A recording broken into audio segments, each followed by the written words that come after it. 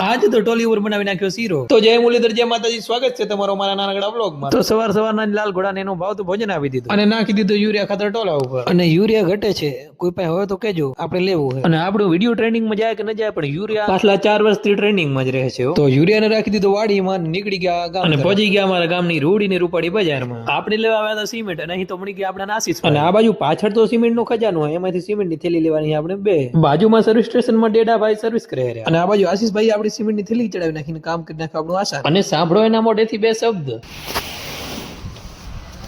હા ગાઈસ, આવી જાવ સિમેન્ટની થેલી ઉપાડવા. અને વાડી પહોંચતા જ મુકેશભાઈને કહી દીધું રેતી ચડાવી નાખો ટોલામાં. અને અહીં કડે આપણે રજવાડી ગાંઠ ચડાવવાનું છે, તેનું ફૂલ કામ ચાલુ છે. અને મુકેશભાઈ છે શીરાના કારીગર, તો તેને શીરો બનાવવા માંડી દીધા. તો ફાઇનલી શીરો બનીને તો રેડી ને મુકેશભાઈ આવી ગયા મોજમાં. અને મેં કીધું ઝપાટામાં શીરો નાખી દો, મારે બીજાને ખવડાવવા જવાનું છે.